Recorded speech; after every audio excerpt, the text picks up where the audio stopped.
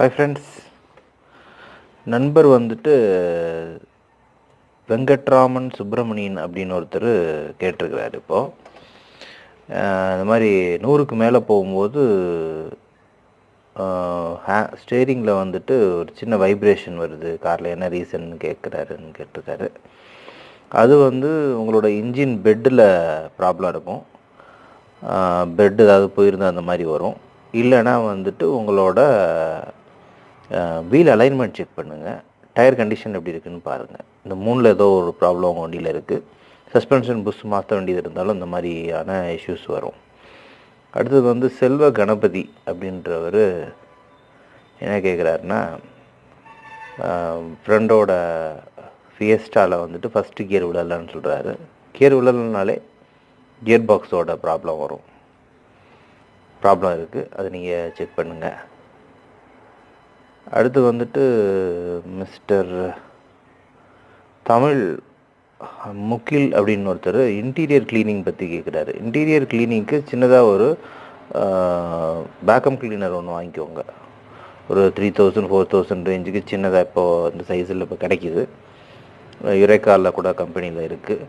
அது நீங்கள் வாங்கிட்டீங்கன்னா உங்களுக்கு அந்த ஃபுல்லாக டஸ்ட்டு வந்து க்ளீன் பண்ணுறது யூஸ்ஃபுல்லாக இருக்கும். இல்லைன்னா சின்ன ப்ரஷ்ஷு கூட உங்களுக்கு கிடைக்கும். ஒரு 200 அந்த ரேஞ்சுக்கு நம்ம முடி மாதிரி நம்ம மேட் இருக்கு இல்லையா, தேங்காய் நார், அதில் பண்ண ஒரு இது இருக்கும்.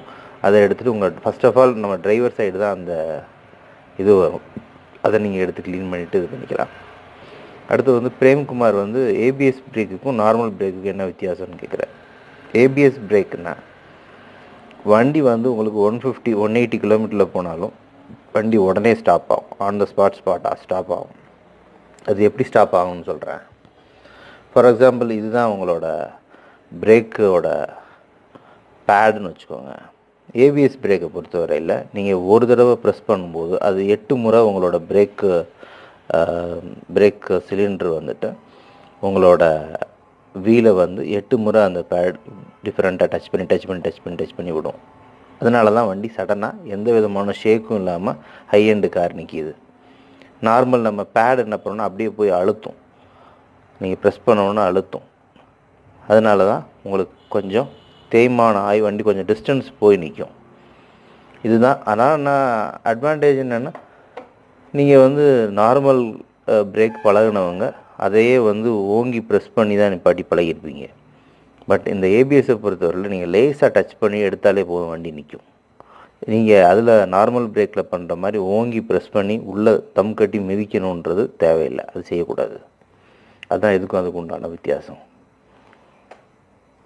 அடுத்து வந்து சந்தோஷ் ஜெயராமன் ஒருத்தர் கேட்குறாரு, கிளச்சை வந்துட்டு எனக்கு எப்படி ரீப்ளேஸ் பண்ணுறதுன்னு தெரிய வரும் அப்படின்னு சொல்லி கேட்குறாரு.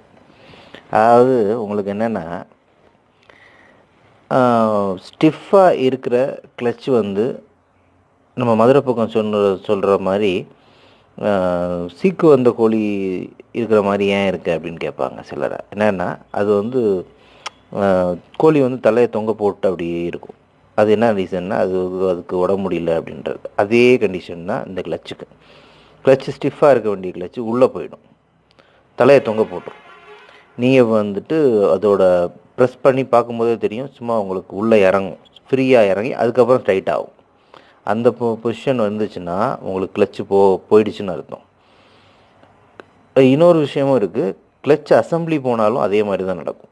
கிளச் அசம்பிளி போயிருந்தால் கூட இதே மாதிரி தான் உங்களுக்கு வந்து உள்ளே இறங்கும், பெடல் உள்ளே இறங்கிடும். பெடல் உள்ளே இறங்கிச்சுன்னா 2 விஷயம் நான் வச்சுக்கோங்க. ஒன்று, உங்களோட கிளச் அசம்பிளியில் ப்ராப்ளம் இருக்குது, இல்லைனா கிளச்சில் ப்ராப்ளம் வந்துச்சுன்னு அர்த்தம்.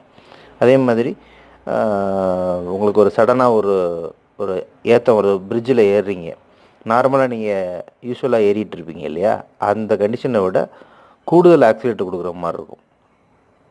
அந்த மாதிரி ஆயிடுச்சுன்னா உங்களுக்கு ஏற்றத்தில் ஏறாது. நார்மல் ரோட்டில் அது தெரியாது.